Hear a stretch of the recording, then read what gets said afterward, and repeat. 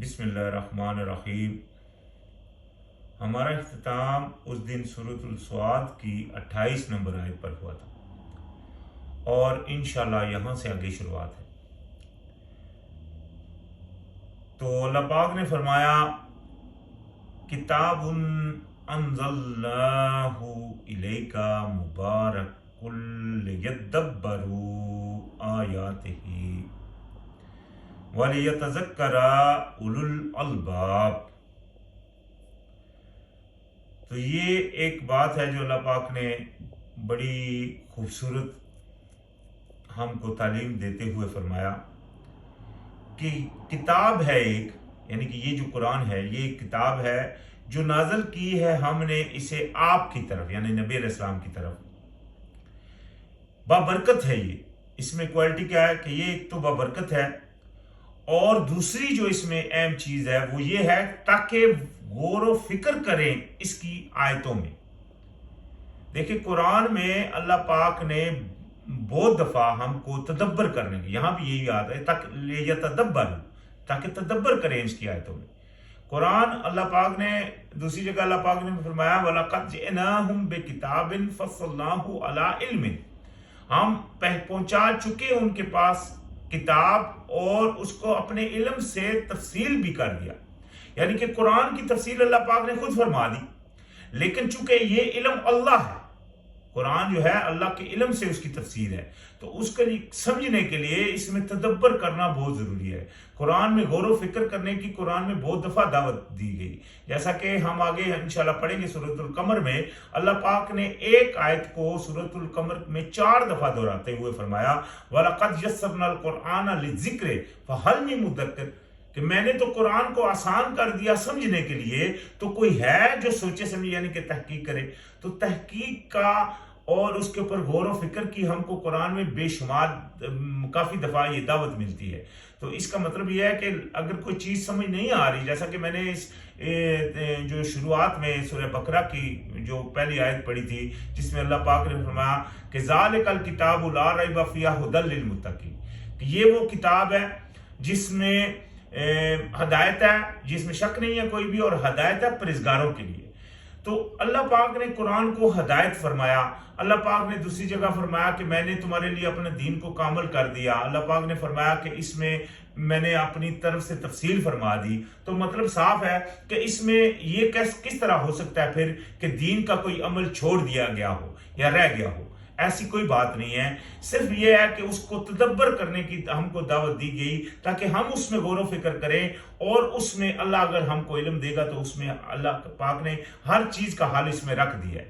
یعنی کہ جس طرح نماز کا اگر آپ کوئی کہے کہ جس طرح اکثر لوگ کہتے ہیں کہ نماز کی رکعتوں کا قرآن میں ذکر نہیں، وضو کا ذکر نہیں، تو یہ ایسی بات، یہ بالکل بات غلط ہے، ایسی کوئی بات نہیں ہے، ہر چیز موجود ہے، لیکن تدبر کی ہم کو دعوت دی گئی ہے۔ تو یہی یہاں بھی اللہ پاک نے فرمایا تاکہ نصیحت پکڑیں اس میں، تاکہ تدبر کریں اس کی آیتوں میں، غور و فکر کریں اس کی آیتوں میں، اور تاکہ نصیحت پکڑیں اولو الالباب، یعنی کہ جو عقل رکھنے والے ہیں، جو الباب ہیں، وہ اس میں سے نصیحت کو اخذ کریں۔ یہ چیز ہے، یہ نہیں ہے کہ خالی کسی کے پیچھے لگ پڑیں کہ وہ آپ کو دین سکھائے گا۔ ہر بندے کے اوپر یہ ڈیوٹی ہے کہ وہ خود اخذ کرے، وہ خود اس میں تحقیق کرے۔ تو لہذا اللہ پاک نے فرمایا وَوَهَبْنَا، یہاں سے آگے وَوَهَبْنَا لِدَاوُودَ سُلَيْمَانَ نِعْمَ الْعَبْدُ إِنَّهُ أَوَّابٌ، اور عطا کیے ہم نے داؤد علیہ السلام کو، یعنی کہ داؤد علیہ السلام جو بادشاہ تھے ان کو سلیمان علیہ السلام، وہ کتنے اچھے غلام تھے اور بے شک وہ تھے رجوع ہونے والے۔ یعنی کہ یہ حال دونوں کا ہی تھا، جیسا کہ داؤد علیہ السلام کے بارے میں ہم پیچھے پڑھا ہے کہ جب وہ 99 دمبیوں کی بات ہوئی تو وہ فوری طور ان کی طرف رجوع ہوئے۔ اسی طرح سلیمان علیہ السلام کی بھی یہ کیفیت تھی۔ اِذْ اُرِدَ عَلَيْهِ بِالْعَشِيِّ الصَّافِنَاتُ الْجِيَادُ، جب پیش کیے گئے اس پر جو شام کے وقت اصیل گھوڑے، یعنی کہ اچھے گھوڑے۔ یہ دیکھیں ابھی ہوا کیا، یعنی کہ حضرت سلیمان علیہ السلام کے پاس شام کے وقت کچھ گھوڑے پیش کیے گئے، تو اس کے بعد کیا فَقَالَ إِنِّي احببت حب الخیر عن ذکر ربی حتی توارت بالحجاب. تو انہوں نے کہا، تو اس نے کہا کہ بے شک محبوب رکھا میں نے محبت کو مال کی، یعنی کہ جو مال، یہ جو گھوڑے انہوں نے بلوائے وہ اس گھوڑوں میں اتنے مشغول رہے کہ ہوا یہ کہ ان کو رب کی یاد سے غفلت ہو گئی ان کی، اور یہاں تک کہ وہ چھپ گیا پردے میں، یعنی کہ جو عصر کا وقت ہے وہ ختم ہو گیا. تو مطلب جب عصر کا وقت ختم ہو جائے تو لازم بات ہے آپ کا وہ جو عبادت کا ایک وقت تھا وہ ضائع ہو گیا. ابھی یہ دیکھنا، میں نے جیسا پہلے کہا کہ قرآن میں اللہ پاک نے پیچھے کیا فرمایا کہ تدبر کرو، غور کرو قرآن میں. آج کل ہمارے ہاں ایک بات بڑی مطلب جو پائی جاتی ہے جس کو بولتے ہیں نماز قضا. وہ بولتے ہیں نماز کی قضا ہوتی ہے. مثال کے طور کے اوپر اگر آپ کی نماز فجر کی ضائع ہو گئی ہے، آپ نے نہیں پڑھی، تو آپ قضا کر لیں، دن کو اٹھنے کے بعد پڑھ لیں. یہ عقیدہ رکھا جاتا ہے. حالانکہ یہ عقیدہ قرآن کے بالکل برعکس ہے. اللہ پاک نے فرمایا قرآن میں، سورہ ہم نے نساء میں پڑھ کر آئے ہیں، اللہ پاک نے فرمایا کہ اللہ پاک نے نماز کو فرض کیا اس کے اوقات کے اوپر، یعنی کہ اوقات سے علاوہ وہ فرض نہیں. تو یہ ایک واقعہ یہاں قرآن میں ملتا ہے جس میں ان کی نماز کا وہ اوقات ضائع ہو گیا. تو انہوں نے پھر کیا کیا، یہاں یہ بھی بات کلیئر ہوتی ہے. تو فرمایا ردوہا علیہ فتفقا مسخم بالسوق والاعناب. یعنی کہ جب ان سے وہ وقت ضائع ہو گیا تو انہوں نے کہا پھیر لاؤ انہیں مجھ پر، یعنی کہ پھر انہوں نے واپس وہ گھوڑے منگوا لیے. تو لگے ہاتھ پھیرنے پنٹلیوں پر اور ان کی گردنوں پر، یعنی کہ دوبارہ وہی عمل جاری رکھا. یعنی کہ پہلے جب وہ ان کے پاس وہ گھوڑے آئے تھے ان گھوڑوں میں اتنے مشغول ہو گئے کہ وقت چلا گیا، لیکن جب وہ لے کر گئے تو انہوں نے دیکھا وقت تو ابھی نہیں رہا. انہوں نے واپس وہ گھوڑے منگوائے اور پھر ان کے ساتھ وہی عمل شروع کر دیا. یعنی کہ یہ نہیں کہ اس کی قضا کی، دوبارہ وہی عمل کرتے رہے، کیونکہ جو نماز کا جو وقت تھا یعنی جو ٹائم تھا وہ تو ضائع ہو گیا. تو اس کے اوپر انہوں نے پھر یہ نہیں کہ اس کو قضا کیا، وہ دوبارہ اپنی اسی عمل میں مشغول رہے. یہ دل میں سوچا کہ یہ مجھ سے مطلب یہ ہو گیا کہ مجھ سے یہ وقت ضائع ہو گیا، یعنی کہ یہ رجوع ہو گیا اللہ کی طرف کہ مجھ سے یہ اپنی غلطی کو تسلیم کر لیا. وَلَقَدْ فَتَّنَّا سُلَيْمَانَ وَأَلْقَيْنَا عَلَى كُرْسِيِّهِ جَسَدًا ثُمَّ أَنَابَ. تو فرمایا البتہ تحقیق آزمایا ہم نے سلیمان علیہ السلام کو، ڈال دیا ہم نے اس کی کرسی پر ایک جسم، پھر اس نے رجوع کیا. یہ جو جسم کے بارے میں یہاں آتا ہے کہ ایک جسم ڈالا، اس کے بارے میں جو ایک حدیث ایک واقعات میں ملتا ہے، یہاں مطلب حدیث میں، تو وہ یہ بات ملتی ہے کہ کوئی اللہ پاک نے ان کی اولاد میں سے ایسی اولاد پیدا کی جو بالکل ناکارہ تھی. یعنی کہ وہ کچھ اس طرح مطلب مفسرین نے لکھا ہے تفسیروں میں کہ ایک انہوں نے ارادہ کیا کہ میں اپنی سب بیویوں کے پاس جاؤں گا اور جو جنگ بچے ہوں گے ان سے مطلب وہ جنگ کروں گا. تو ان کے پھر ایک ہی بچہ پیدا ہوا، اور وہ بھی جو ہوا وہ بھی مطلب انفٹ پیدا ہوا. تو اس کو اللہ پاک نے جب ان کے وہ اس کے اوپر ڈالا تو وہ دوبارہ پھر اللہ کی طرف رجوع ہوئے. قالا کہنے لگے رب اغفر لی وہب لی من لدن ملکا لا ينبغی لأحد من بعدی انک انت الوہاب. تو یعنی کہ جب وہ اللہ کی طرف رجوع ہوئے پھر انہوں نے دعا کی کہ اے میرے پروردگار مجھے بخش دے اور عطا کر مجھے ایسی بادشاہت نہ حاصل ہو کسی ایک کو، یعنی کہ ایسی مجھ کو بادشاہ دے جو کسی ایک کو نہ ملے میرے بعد، بے شک تو ہے بہت عطا کرنے والا. یعنی کہ یہ حضرت سلیمان علیہ السلام کی دعا تھی. اس دعا کے بارے میں یہاں تو یہ دعا ہے، اور اگر ہم دیکھیں تورات میں ان کی اسی دعا کے بارے میں تھوڑا سا وہاں بھی تذکرہ ہے. اس میں صرف یہ بات مزید ایڈ ہے کہ انہوں نے یہ جو دعا مانگی اس کے لیے انہوں نے بادشاہت ایسی مانگی تاکہ وہ اللہ کے حکم کو نافذ کرے، یعنی کہ اللہ کا حکم جوں کا تو چلائیں. اور یہ بات اگر ہم حضرت داؤد علیہ السلام کا جو تورات میں 119 پرانی میں اور 100 اپنا نئی میں اور پرانی میں 118 نمبر سونگ ہے، وہ اتنا بڑا سونگ، سب سے بڑا سونگ ہے وہ اس میں، اور اس میں وہ اتنی مطلب شدت سے اللہ پاک کے قانون کے نفاذ کی بات کرتے ہیں کہ رونگٹے کھڑے ہو جاتے ہیں. اور یہی عمل حضرت سلیمان علیہ السلام کا تھا کہ جب انہوں نے دعا کی تو وہ بادشاہ جو انہوں نے مانگی صرف اس لیے مانگی تاکہ وہ اس میں اللہ کا قانون نافذ کرے، یعنی کہ انہوں نے اپنے لیے بادشاہت نہیں مانگی کہ میں بادشاہ بن جاؤں تو میں اپنا حکم چلاؤں۔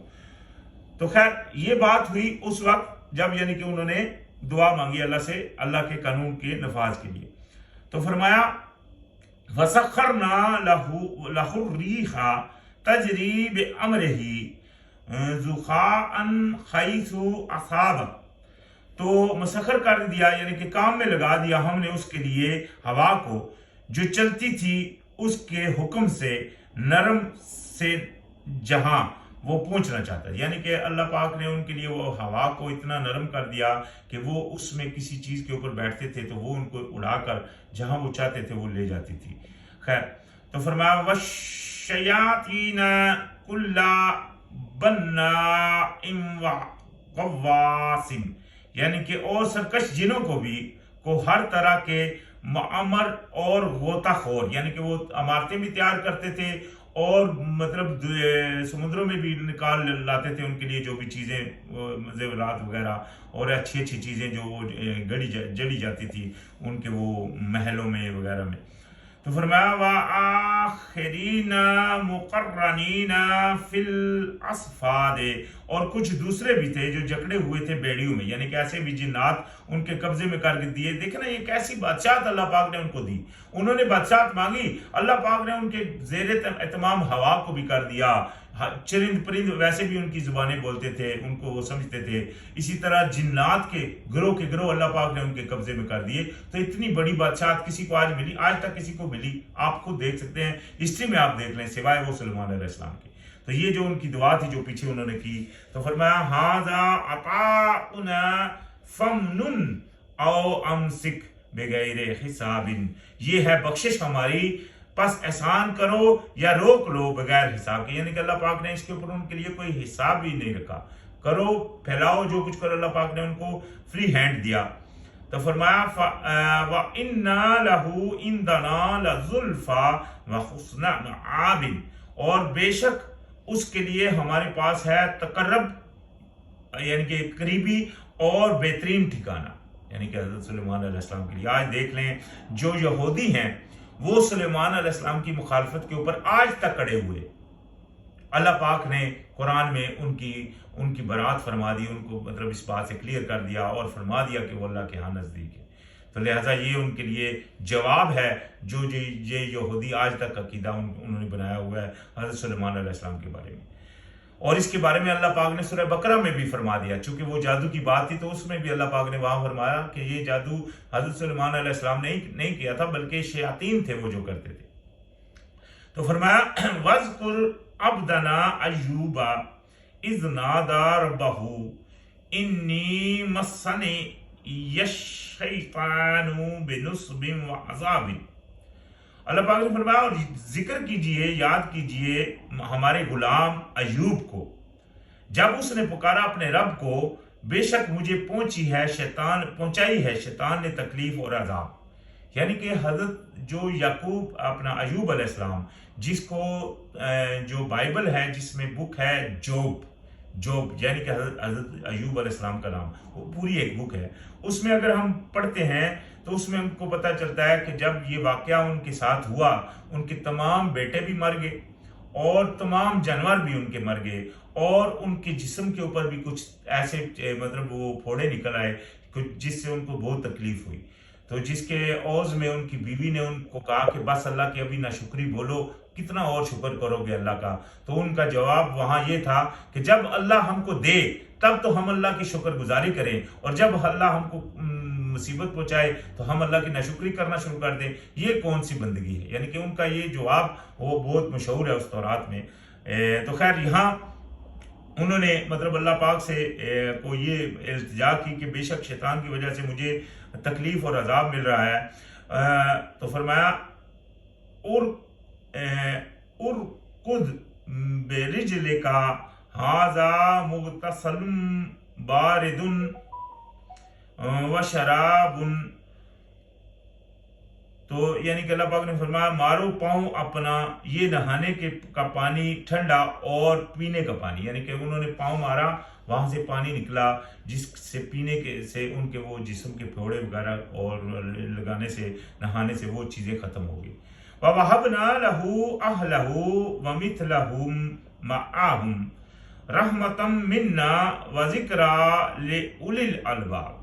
तो अल्लाह पाक ने फरमाया फिर हमने उनको अता किए उसके घर वाले मानद उन्हीं के, यानी कि जो पहले थे इसी तरह के मानद अल्लाह पाक ने फिर उनको अता किए उनके साथ, और रहमत अपनी तरफ से और नसीहत बना दी इसको अकल वालों के लिए, यानी कि जो अकल वाले उलुल अलबाब हैं उनके लिए इसमें बहुत बड़ी नसीहत है कि सब्र बहुत बड़ी ताकत है। सब्र ये समझ लें हर उस अमल का रिजल्ट है, यानी कि जो अल्लाह पाक आपके ऊपर कोई भी मुसीबत डालता है, अच्छी हो या बुरी हो, ये भी ध्यान रखिए। ये नहीं कि खाली बुरी, ये नहीं कि खाली तंगी हो, तो तंगी हो या अच्छी हालत हो, अल्लाह पाक ने आपको अच्छा दिया हो, उसके ऊपर भी अगर आप सब्र करें, देखिए अगर आप उसको बेजा नहीं उड़ाएंगे तो आप सब्र कर रहे हैं। इसी तरह मतलब अपनी कोई और मतलब इन सब बुरी हरकत को रोकेंगे तो ये सब्र है आपका।